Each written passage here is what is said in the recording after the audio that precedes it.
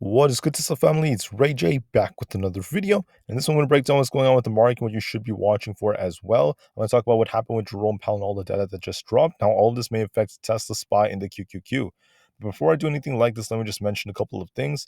Firstly, I am not a financial planner. Make sure you take none of this as financial advice. And also, if you guys can, please check out the Moomoo link, which is down below and in the description. If you sign up for Moomoo, deposit $100 into the account, you're guaranteed 5 free stocks with a $100 cash reward. The offer ends in one day. Check it out before they run out. With that out of the way, let's get on with the video.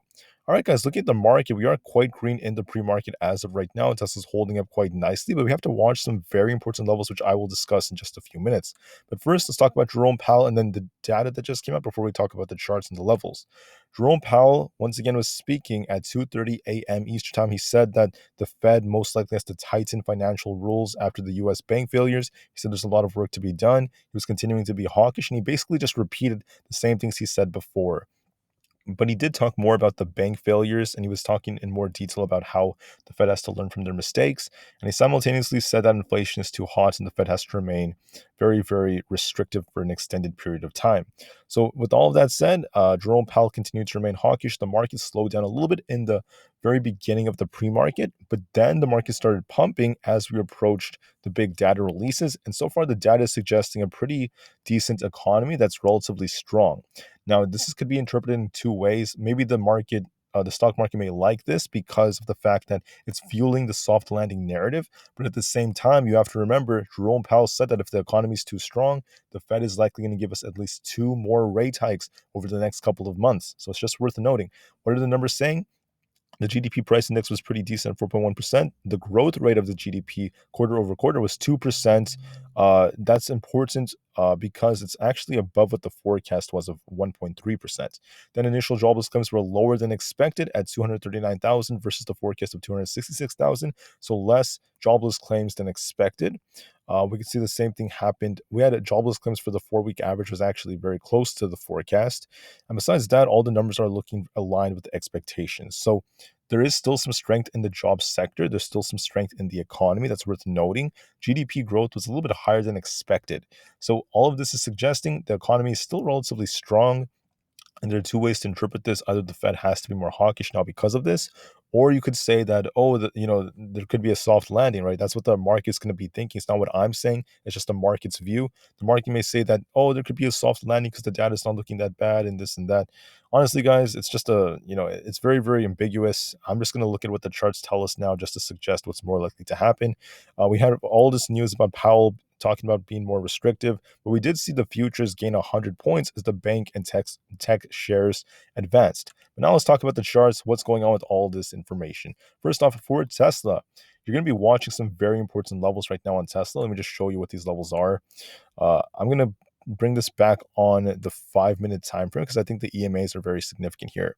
So for Tesla, okay, this thing basically gapped up. Okay, so it's gapping up in the pre-market. It's up about 1.3%. If Tesla continues to downtrend, just hypothetically, watch support at 257.75. That's going to be important support. If that breaks, watch support at 256.88, which is where the 200 EMA is. And if that breaks, then we have basically gap support around this like 255 area. And I don't really see Tesla tanking that hard into like the lower 250s. It could drop just a little bit if this is going to continue. This is just what the trend is showing so far in the pre-market, but this could reverse easily if we get a lot of volume to open up the day. But here's the thing. Tesla's going to be testing very, very critical resistance. Okay, there's some resistance at this 50 EMA around 259.84 to basically 260. Basically, it's 260. We're going to be testing around 260, so watch that very, very carefully.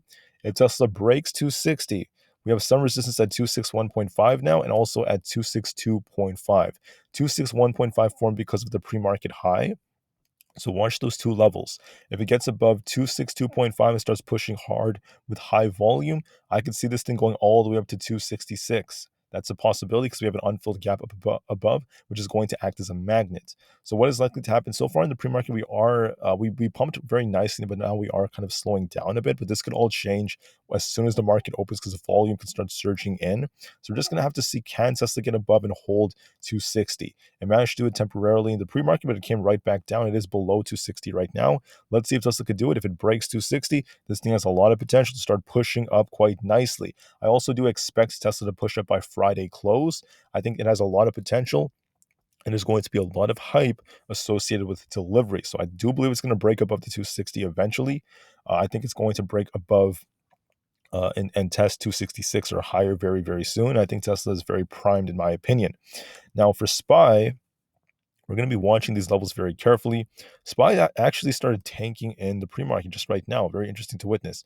It came below the 200 EMA, but we're going to be watching this support around this 436 area right now, 436.25.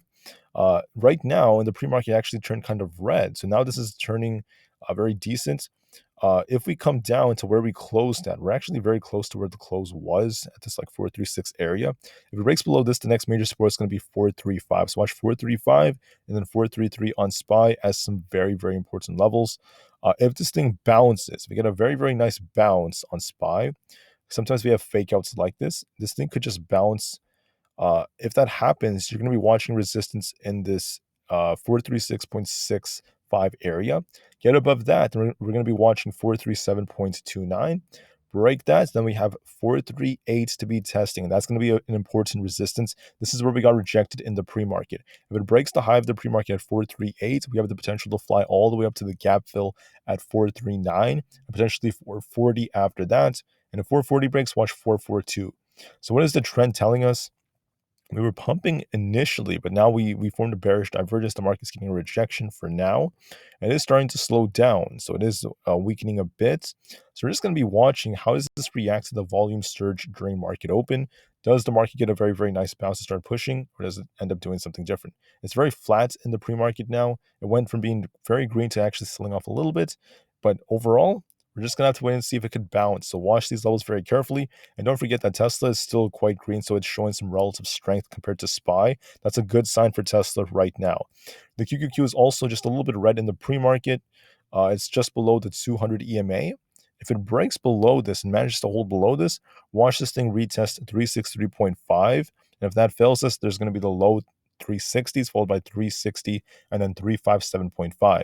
If it bounces, you're going to be watching this resistance around 364.73 now. That's the 200 EMA, 365.5, and then 366 flat. If it breaks 366, this thing is going to go flying and get very, very close to 368 in my opinion if we get a very clean break. So far, we failed to do so. So watch these levels very carefully. There's also this like imbalance that's like all the way up here around this like 366 level. We could come back up to retest it. But for now, just be patient and watch this on a level basis. With the data that dropped, I mean, the market had an initial positive response, but it kind of shifted just a little bit. So we're just going to wait and see what happens. This could just be a fake out or not. Watch the levels and we will be very, very cautious moving forward.